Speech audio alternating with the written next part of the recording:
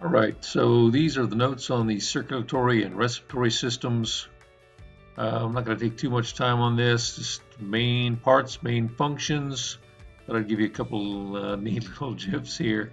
Looks like an actual human heart. I don't know how they got that beaten, maybe with an electric current, but that's pretty cool. And then that other one showing you respiration, showing you taking in oxygen and exhaling CO2, right? And you can see the lungs inside the rib cage. In this area right here, these two are the lungs. And then beneath, right here, that's an important muscle we have, and maybe you're not familiar with it, maybe you are. If you have choir, you've probably heard Mr. Brown talk about it. You got to sing from the diaphragm, and that's what that is. The diaphragm helps you to inflate and deflate your lungs. That's what you see down there.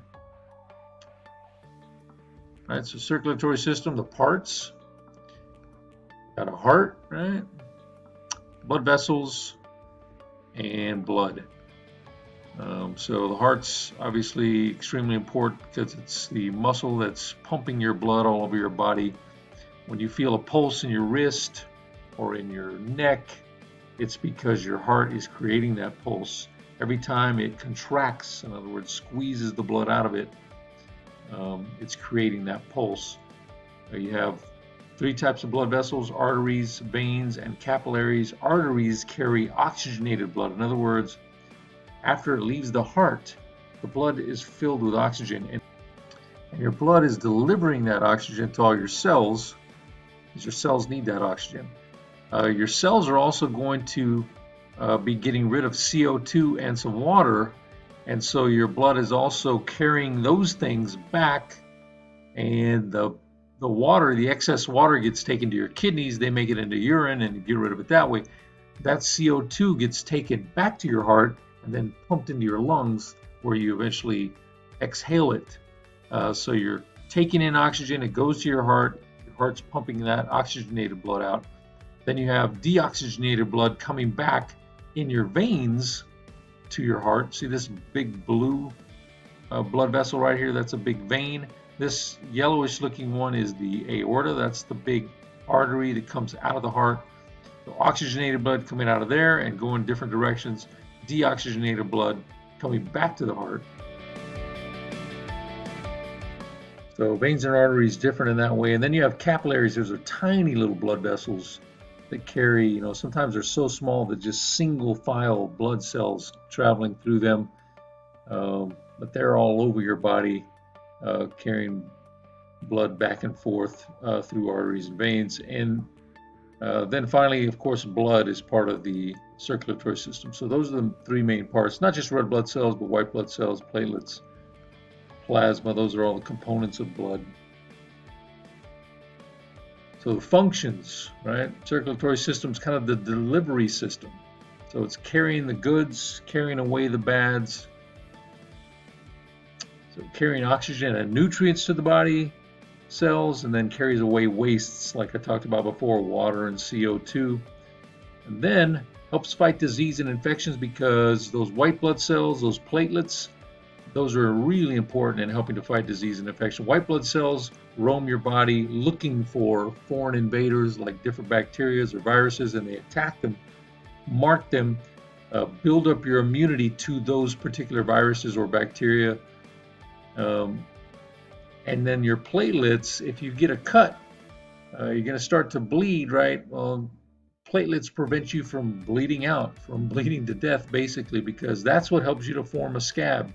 It thickens your blood at that site of your wound and stops the blood flow, covers over the wound, helps infection in that way too, and also helps you to stop the bleed.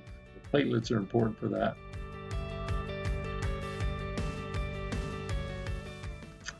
Then we have the respiratory system, and here's the parts. So obviously nose, but you can include the mouth too, because you can take in oxygen through there also.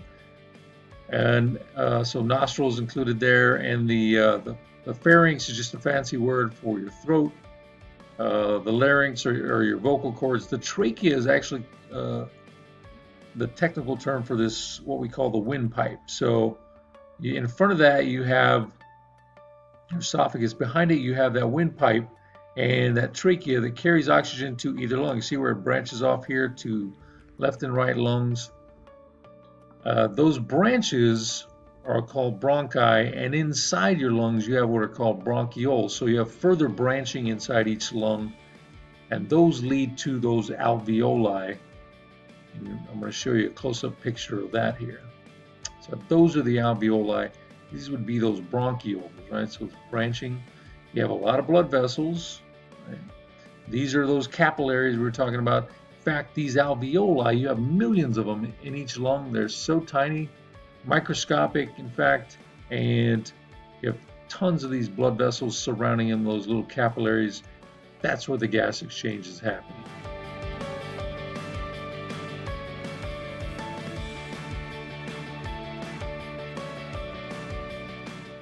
Air first enters the body through the mouth or nose and quickly moves to the pharynx or throat. From there, air passes through the larynx or voice box and enters the trachea. The trachea is a strong tube. Its ring of cartilage that collapses. All right, so that's a short little video, a little over a minute 49, and it talks about that gas exchange. It goes through that whole thing, so make sure you're watching that. So the functions, very kind of basic here with the respiratory system.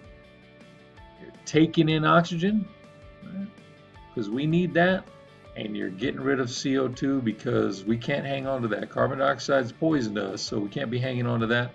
Taking in the good oxygen, getting rid of the CO2, that's what the respiratory system is about. It's your lungs that are, and those alveoli is where that gas exchange is occurring. So these systems work very closely together. And how do they work together? Well, we talked a little bit about it earlier with the heart and blood that doesn't have oxygen. It has a lot of CO2 going back to your heart. Your heart pumps that blood into your lungs. You get rid of the CO2. You pick up oxygen. The alveoli is where that oxygen exchange is occurring. CO2 out, O2 in. That blood goes back to this side of your heart, and then it's pumped out of your heart into your body, and it's just constantly going on. That cycle is constantly happening.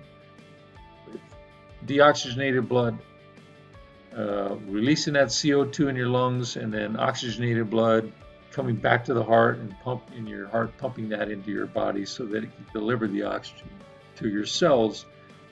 And so your hearts and your blood are extremely important. Of course, the blood vessels, because the blood travels through those, but then your lungs picking up the oxygen, right? And so those two systems work very closely together. In fact, they're kind of combined sometimes. They're called the cardiovascular system, and they are in the book as well.